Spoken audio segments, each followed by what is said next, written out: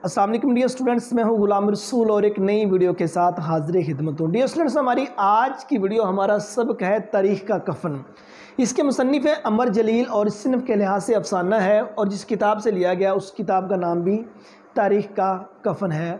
और ये कहानी कुछ यूँ है, काला कलोटा शिदी जो पहली सफ़ में नमाज ईद अदा करने की कोशिश करता है और आखिरी सफ़ से आगे आना चाहता है और लोग इसको आने नहीं देते। किसी ना किसी तरह छलांगे लगाता हुआ लोगों से मतलब कि बज़िद होता हुआ ये पहली सफ़ पे आ जाता है। अभी पहली सफ़ पे पहुंचने वाला होता है, वहाँ महमूद नामी शख्स जो शहर के अमीर हैं वो बैठे होते हैं, उसके सिक्योरिटी गार्ड भी साथ होते हैं। वहाँ से इसको पकड़ लिया जाता है और इतना ज़्यादा तशद्दुद किया जाता है, इतना ज़्यादा इसको मारा जाता है, आखिर ये शख्स मर जाता है और उससे बार बार पूछा जाता है कि आप कौन हैं, और ये कहता है मैं जनाब जी अयाज़ हूँ और मैं महमूद के साथ नमाज अदा करना चाहता हूँ पहली सफ़ में। और इसे इकबाल ने कहा, एक ही सफ़ में खड़े हो गए महमूद व अयाज़, ना को बंदा रहा ना बंदा नवाज। और ये माजी में था, यहाँ तबकाती तकसीम जौन सी है उसको डिस्कस किया गया है। आइए हम सबक पढ़ते हैं, मज़ीद चीज़ें इसके अंदर आपकी ना क्लियर हो जाएंगी। देखिए डियर स्टूडेंट्स, पेज नंबर है 81। कराची की ईदगाह का ये मंज़र है। ईद नमाज शुरू होने से कुछ देर पहले एक काला कलोटा शिदी जिसके बाल खुश्क, ये उसका हुलिया बताया जा रहा है। आंखें बंजर, बंजर का मतलब होता है नाकाबिले काश्त, मतलब कि आँखों का जिस्म के अंदर घुसा होना। तो आंखें बंजर, बदन नहीफ़ व निज़ार, नहीफ़ व निज़ार मीन्स कमज़ोर जिस्म वाला, और जिसने कपड़ों के नाम पर चीथड़े पहने हुए थे। यहाँ से मुराद कपड़ों के नाम पे चीथड़े से मुराद उसने फटा पुराना लिबास जो सा वो पहना हुआ था। वो नमाजियों की आखिरी सफ़ से उठ खड़ा हुआ। वो अधेड़ उम्र का तवील कामत शख्स था, बड़ी उम्र है, तवील कामत, लंबे कद वाला है। इसके कंधे सलीब की तरह सीधे और सीना चौड़ा था। सलीब की तरह सीधे, सलीब मीन्स वो सूली होती है, आपने वो साइन देखा होगा, ये किस्से वाला साइन वाला ऐसे करके प्लस का बना होता है। कहते सलीब का मतलब यूँ ढीले नहीं थे, कंधे बिल्कुल इसके यूँ करके दूसरा एक्टिव थे। तो उसकी पुश्त ज़िंदगी का बोझ उठाते बर्दाश्त करते कमान बन गई थी, मीन्स वो झुक गया था, जिस तरह बूढ़े बाबे हो जाते होते ना उस तरह पे। उसने लंबी सांस खींचकर एक उड़ती निगाह ईदगाह पर डाली। लंबी सांस, ठंडी सांस खींची, उड़ती निगाह, एक सरसरी सी निगाह जो उनसे वो ईदगाह पर डाली जो खचाखच वहाँ नमाजियों से भरा हुआ है। पूरी ईदगाह कराची के बांध बांध के लोगों से अटी पड़ी थी, बांध बांध तरह तरह के लोगों से अटी पड़ी थी, भरी पड़ी थी। कतारें शुमार से बाहर, कतारें शुमार से बाहर का मतलब ये कि बहुत ज़्यादा उसके कतारें थी, बहुत ज़्यादा लोग ईदगाह में नमाज ईद अदा करने आए हुए थे। हर नमाजी बेअंदाज बहुत ज़्यादा तादाद में। कुछ के कपड़े जोड़े नए और कुछ के धुले हुए, कुछ के उजले, रंग इतने सारे के जैसे आसमान से रंगों की धनक ज़मीन पर उतर आई हो। कहते वहाँ जितने लोग मौजूद थे, किसी ने नए कपड़े पहने हुए थे और किसी ने जनाब जी अगर नए नहीं थे तो पुराने कपड़े जो उनसे थे वो धुलवा कर वो पहने हुए थे। किसी ने सफ़ेद रंग का लिबास पहना हुआ था, किसी ने स्याह रंग का लिबास पहना हुआ था, किसी ने चॉकलेट कलर का मीन्स गंदमी कलर का या किसी और, जितने रंग थे हर रंग के लोगों ने कपड़े पहने हुए थे। और ऐसे लग रहा था जैसे ये आसमान के जो 7 रंग हैं ना वो ज़मीन पर उतर आए हों। ईद नमाज शुरू होने में चंद लम्हात बाकी थे। अब ईद नमाज शुरू होने में चंद लम्हे बाकी थे। मौलवी साहब बेहद अकीदत और बड़े जोश व खरोश के साथ इस्लामी तहरीक के औराक पलट रहे थे, मीन्स बड़े जोश के साथ इस्लामी तहरीक के जो वाक़यात हैं वो बयान किए जा रहे थे।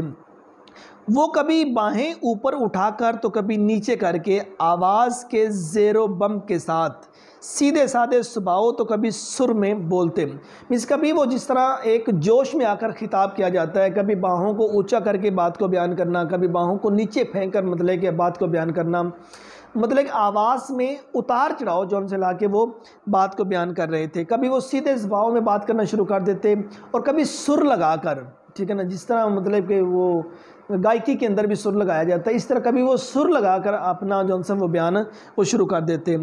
लोगों के जज्बा ईमानी को बेदार करने की कोशिश कर रहे थे। लोग मुअद्दब बैठे हुए थे, कि मीन्स बड़े अदब के साथ लोग बैठे हुए थे। दौरान वाज कभी कभार ऊँग भी लेते थे। दौरान वाज खिताब के दौरान, बयान के दौरान ऊँग लेते थे। ये जो नींद की कैफियत होती है। उनकी निगाहें अपने अपने मुसल्लों के आगे रखे जूतों पर थीं। उन्होंने अपने जूते उठा के मसल्ले के आगे रखे हुए थे, इस डर से कि कहीं हमारे को जूते उठाकर ना ले जाए। माजी में और अभी हाल में भी ऐसा होता ही है, मसाजिद से जो उनसे जूते वो चोरी किए जाते हैं। वो यहाँ से वो एक लतीफ़ा याद आ गया ना, वो एक नौजवान मस्जिद में नमाज अदा करने के लिए गया, तो उसने अपना जूता उठाया और मसल्ले के आगे रख दिया। और वो जो इमाम मस्जिद थे, वो जो जमात जिन्होंने करवानी थी, उन्होंने कहा बेटे ये जूता आगे रखने से नमाज नहीं होती। कहते कारी साहब अगर जूता पीछे रखे तो जूता नहीं होता। ठीक है, तो इस तरह लोगों ने अपने जो जूते थे वो उठा के मसल्लों के आगे रखे हुए थे। कुछ जूते नए, कुछ पुराने और फटे हुए थे। बूटों, स्लीपरों, सैंडलों और चप्पलों के तलवों के साथ मिले हुए और जाए सजदा से इंच भर दूर रखे हुए थे। मुख्तलिफ़ किस्म के जूते थे, उनके तलवों के साथ तलवे यूं करके जोड़ के और मसल्ले से कुछ इंच आगे लोगों ने रखे हुए थे। सेहतमंद मौलवी साहब सेहतमंद आवाज़ में वाज कर रहे थे कि जो नमाजी अपने साथ सजे सवे बच्चे ले आए थे, उनकी एक आंख जूतों में तो एक बच्चों में गड़ी हुई थी। जो लोग अपने बच्चों को भी साथ लेके आए हुए थे, उनकी एक नज़र तो अपने जूतों पर थी कि जूते ना उठा ले, और एक नज़र वो साथ जो बच्चों को लेके आए थे उन पर थी, ये कहीं गैब ना हो जाए, कहीं आगे पीछे ना हो जाए। और सेहतमंद मौलवी सेहतमंद आवाज़ में वाज कर रहे थे कि सेहतमंद मौलवी था सेहत के लिहाज से, और सेहतमंद आवाज़, कड़क आवाज़, अच्छी आवाज़, ठीक है, उसमें ये वाले जो मौलवी साहब अपना बयान कर रहे थे, खिताब कर रहे थे, और लोगों को अल्लाह ताला के रहमो करम की बजाय अल्लाह ताला के कहर और अज़ाब कब्र की बातें बता कर डरा रहे थे। चाहिए ये था अल्लाह ताला के रहमो करम भी बयान करना, ये लोगों को कब्र का अज़ाब जो है वो बता कर लोगों को डरा रहे थे। यूँ लग रहा था कि जोशे ईमानी में लाउड स्पीकर फाड़ डालेंगे, और ऐसे लग रहा था कि जितने जोश के साथ ये बात कर रहे हैं, ये बयान कर रहे हैं, ऐसे लग रहा था ये स्पीकर ना कहीं फाड़ डालें। अबे बैठ जा। अब वो जो काला कलोटा शिद्दी है वो आगे आने की कोशिश कर रहा है, अब उसके वो मनाजर बयान किए जा रहा है। अबे बैठ जा। कंगाल किस्म के एक दुबले पतले शख्स ने शिद्दी का बाजू पकड़ते हुए कहा। कंगाल किस्म का मतलब कि जिसका अपना हाल बैठा था, जिसने खुद एक अच्छा लिबास नहीं पहना हुआ था, दिखने में भी गरीब लग रहा था, उसने इसका बाजू पकड़ा और खींच कर कहा कि बैठ जा। खड़े क्यों हो? बंदरिया भागी है क्या? कहते कि मतलब कि जिस तरह वो गली महलों के अंदर आता है ना डुगडुगी बजाने वाला, उसके पास से बंदरिया होती है, उसके करतब दिखा के वो पैसे कमा रहा होता है, तो उसे कहा तुम्हारी बंदरिया भागी क्या? तो शिद्दी ने उसे कोई जवाब न दिया। वो झटका देकर बाजू छुड़ाकर पिछली सफ़ से निकलकर अगली सफ़ में खड़ा हो गया। एक सफ़ उसने क्रॉस कर ली, मतलब उसके से बाजू अपना जो उसने छड़ाया और अगली सफ़ में बैठ गया। अबे दूर कर ये अपने तवे जैसे पाँव, स्या रंगत है तो उसके पाँव जो उनसे उसको देख के वो कह रहा है अरे अबे ये तवे जैसे काले स्या पाँव जो उनसे वो अलग कीजिए। शिद्दी को कूनी मारते हुए एक चिड़िया जितने नौजवान ने कहा, जिसकी थोड़ी सी जान थी, उसने इसको कूनी मार के कहा ये जो आपके तवे जैसे पाँव इनको हमसे दूर कर लीजिए। आदमी हो के तारकोल ये जो सड़कों के ऊपर लुक डाली जाती है ना, उसे कहा गया कि वो था ही ऐसा, रंगत से आती इसलिए उसको तारकोल जैसा कहा जा रहा। शिद्दी ने उसे कोई जवाब ना दिया और ना ही गर्दन मोड़कर उसकी तरफ देखा। वो इस कतार से निकलकर अगली कतार में खड़ा हो गया। वो वाली कतार छोड़ी, वहाँ से अगली कतार के अंदर वो पहुँच गया। मीन्स 2 कतारें जो से उसने क्रॉस कर ली हैं। ओहो बड़े अहमक हो तुम भी, अहमक बेवकूफ़। उजले सफ़ेद कपड़े वाले एक शख्स ने गुस्से में शिद्दी की तरफ देखते हुए कहा, शर्म नहीं आती मेरे कोरे पजामे के पंचे पर पाँव रखते हुए? अब जब शिद्दी वहाँ से अगली सफ़ पे गया, उसके जो पाँव थे वो एक शख्स के जो सी थी वो शलवार उसके पैंचे पर आ गए। तो उस शख्स ने भी शिद्दी को बातें सुनानी शुरू कर दी और कहा कि तुझे शर्म नहीं आती? मतलब कि ये वाले कोरे पजामे, यहाँ से मराद नया पजामा उसने पहना हुआ था, नई शलवार उसने पहनी हुई थी। कहता इस मेरे पजामे के पैंचे पर आपने पाँव लगा दिए हैं। शिद्दी की उदास आंखों में पुर इसरार रोशनी उभर आई। मराज ये 3-4 सफ़े वो क्रॉस कर चुका था, उसको उम्मीद नज़र आई कि वो पहली सफ़ में पहुंच जाएगा। उसने बिफरे हुए शख्स के जुमले को सुना अनसुना कर दिया। बिफरा हुआ मीन्स शदीद गुस्से में आया वो जो शख्स था, उसके जुमले सुने अनसुने कर दिए, मीन्स बात सुनी अनसुनी कर दी कि जैसे उसने बात को सुना ही नहीं है। वो कदम बढ़ाकर अगली कतार में जा खड़ा हुआ, वहाँ से भी अगली कतार में पहुँच गया। खबरदार, फरिश्तों जैसे एक शख्स ने शीदी की टांग की चुटकी काटते हुए कहा। फरिश्तों जैसा यहाँ से मुराद जो दिखने में नेक सिफ्त लग रहा था। कुछ लोग दिखने में बड़े मुत्तकी परहेजगार लग रहे होते हैं, लेकिन अंदर खाते वो शैतान सिफ्त लोग होते हैं। अब दिखने में जो फरिश्तों जैसा लग रहा था, उसने पाँव के ऊपर चुटकी काट ली, जिसे हम पंजाबी कहते हैं चुंडी वड्डना, ठीक है। तो उसने चुटकी काट ली और ला हौला वाला कुव्वता, मेरा दुबई का मसल्ला मैला कर दिया। आदमी हो कि इब्ने इब्लीस। कहते हैं कि बाज़ लोग हम जो उनसे वो गरीब से जो अमीर हुए होते हैं ना, तो उनके पास दिखाने के लिए जस्ट अपना लिबास बच जाता है या जो चीज़ें उनके पास मौजूद होती हैं। अब इसने एक मसल्ला कहीं दुबई से मंगवा लिया, तो कहने लगा मेरा दुबई का जो मसल्ला था वो अपने पाँव रख कर मैला कर दिया। शीदी ने चुटकी की परवाह नहीं की और ना ही फरिश्ते जैसे शख्स के जुमले की। उसकी उदास आंखों में पूरी इसरार रोशनी बढ़ती चली जा रही थी, मीन्स उसकी उम्मीद बढ़ती जा रही थी। वो कदम बढ़ाकर अगली कतार में जा खड़ा हुआ। अरे ओ बनमांस और बंदर की शक्ल जैसे, जानवर की शक्ल जैसे एक नौजवान जिसने बड़ी मेहनत और जफाकशी के बाद अपनी चमकती पेशानी पर बाल सजा रखे, जिसने बहुत ज़्यादा मेहनत करने के बाद जो अपनी कंघी शंगी की थी, अपने जो बाल थे वो सजा रखे थे, उसने कहा शीदी से। शीदी को हकारत आमेज़ लहजे से देखा, शदीद नफ़रत से, बुरी नज़रों से देखा। चिड़ियाघर से पिंजरा तोड़कर भागे हो क्या? कि ए बंदर जैसे इंसान, तुम चिड़ियाघर से जो पिंजरा तोड़कर भाग के यहाँ आ गए हो। तो करीब बैठे कुछ एक्टर छाप नौजवान ने कहकर लगाया। एक्टर छाप, एक्टर जैसा लगने वाला जो शख्स, उसने कहकर लगाया, ज़ोर से हंसा। एक भंगे नौजवान ने अदाकारों जैसे लहजे में कहा, लगता है अफ्रीका से हिजरत करके आया है। भंगा, तिरछी आंखों वाला, जिसकी नज़र तो ठीक हो लेकिन आंखें उसकी तिरछी हों, उसने भी कहकर लगा के कहा, लगता है कि अफ्रीका से कहीं आया है। एक्टर छाप नौजवान की टोली ने कहकर लगाया। एक्टर छाप, एक्टर जैसा लगने वाला, उसकी टोली, वो पूरे दोस्त कुछ इकट्ठे बैठ, उन्होंने भी कहकर लगाया, ज़ोर से हंसे।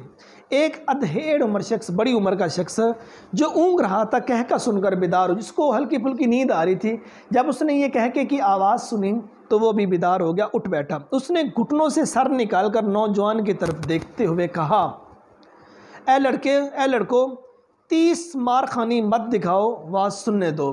कि ए लड़कों, वो जो कह के लगा रहे थे उनको देखा और उसके बाद शीदी को देखा और इस तरह मतलब कि बैठा हुआ था, अपना जो सर था अपने घुटनों के दरमियान में लिया हुआ था, ऊँगते हुए उनकी तरफ देख के कहा कि ए लड़कों, खाम में परेशान ना करो, जो खिताब है वो सुनने दो, जो मौलवी साहब वाज कर रहे हैं, जो बयान कर रहे हैं वो सुनने दें।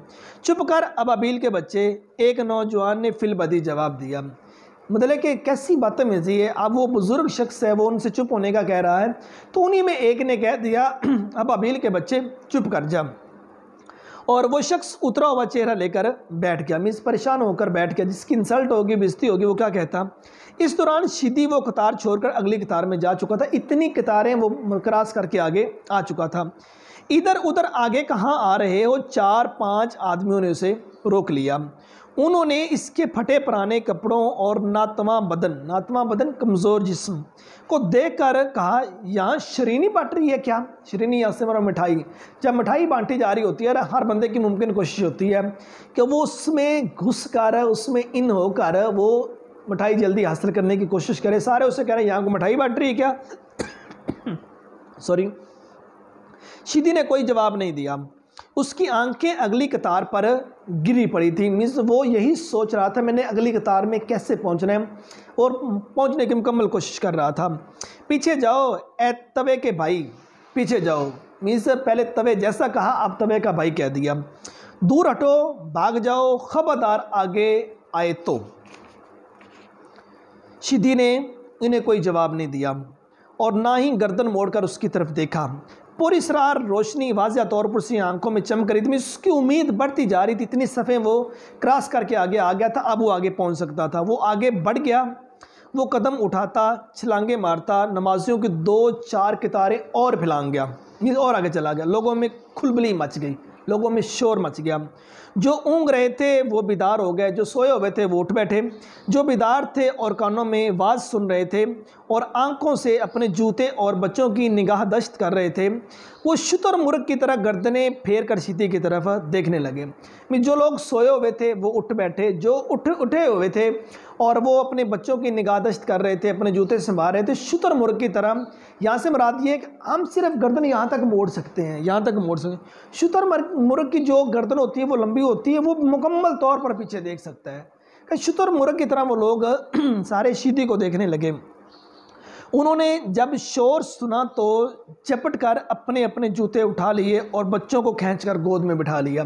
वो डर से गए, पता नहीं चोर आ गया, कौन आ गया। लोगों का बहुत ज़्यादा ईदगाह के अंदर शोर हो गया। उन्होंने अपने बच्चे अपनी गोद में बिठा लिए और अपने जूते भी एक हाथ से पकड़ लिए।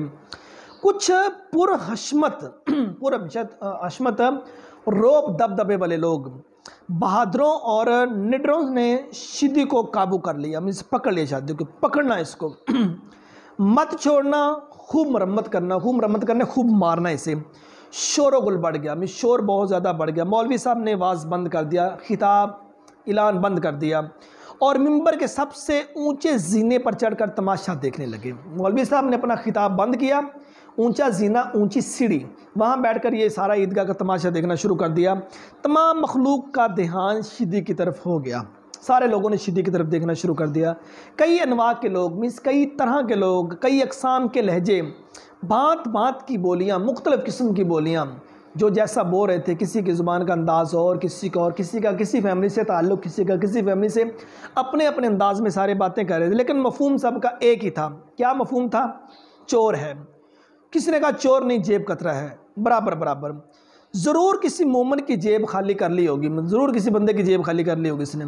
शक्ल इसे चोर का पुत्र दिखाई देता है। जूतों का चोर है, काबू करना, पकड़ना, भागने मत देना, जल्दी करना। चोर है, जेब कतरा है, बदमाश है, शोधा है।